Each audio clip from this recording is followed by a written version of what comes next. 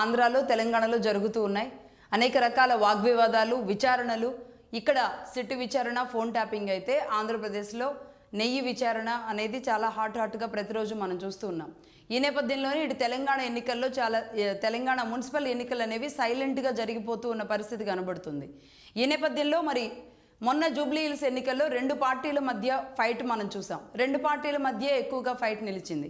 BJP తన ప్రభావాన్ని చూపించినప్పటికీ కూడా బీజేపీ కూడా సెంట్రల్ నాయకుల్ని తీసుకొచ్చి ఇక్కడ ప్రచారం చేయించినప్పటికి కూడా జూబ్లీ హిల్స్ ఎన్నిక మొత్తం కూడా బీఆర్ఎస్ అండ్ కాంగ్రెస్ వర్సెస్ గానే సాగిన పరిస్థితి. ఆ తర్వాత రిజల్ట్ చూస్తే కూడా అదే విధంగా ఉంది.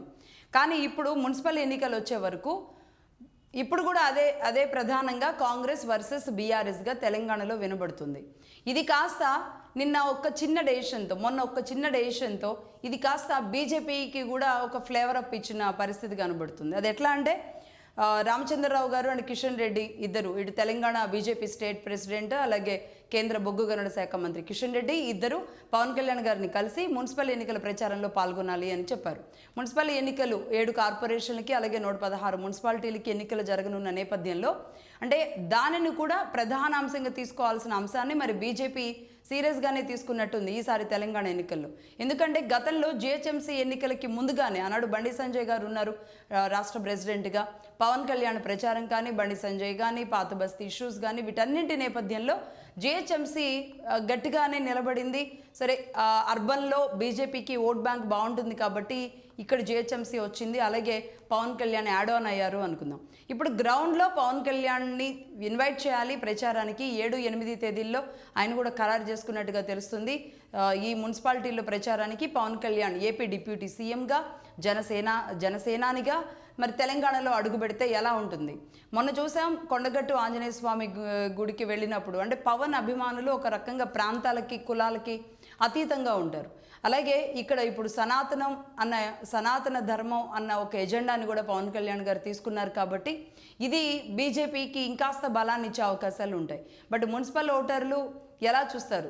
మున్సిపల్ ఓటర్లలో కూడా కాస్త ఎడ్యుకేటెడ్ ఎక్కువగా ఉన్నప్పటికీ మున్సిపల్ కానీ కార్పొరేషన్స్ కానీ ఎలా చూస్తారు? గ్రౌండ్లో కూడా పవన్ పనిచేస్తే ఎలా ఉంటుంది, బీజేపీకి ఎంతవరకు ప్లస్ అవుతుంది అని ఈక్వేషన్స్ జరుగుతున్న నేపథ్యంలోనే నిన్న మహేష్ గౌడ్ గారు ఇంకో బాంబు పేల్చారు కాంగ్రెస్ నుంచి.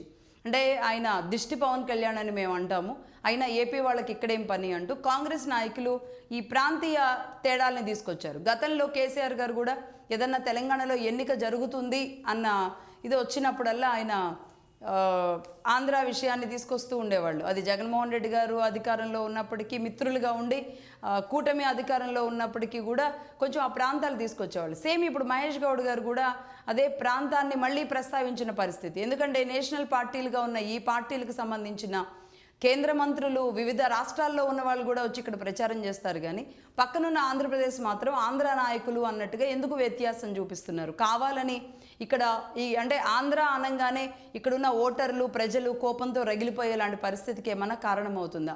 కాదు, బీజేపీ గేమ్లో భాగంగానే ఇది ట్రయాంగిల్ గేమ్గా నడవడానికి మాత్రమే, ట్రయాంగిల్ గేమో లేదంటే బీజేపీ వర్సెస్ కాంగ్రెస్గా ఉండడానికి ఏమైనా జరుగుతుందా? రైట్, దీని గురించి మాట్లాడదాం.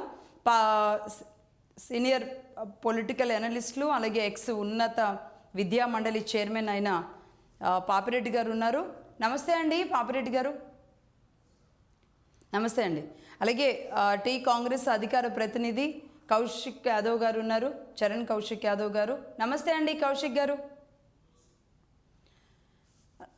అలాగే మాధవ్ రెడ్డి గారు ఉన్నారు, జనసేన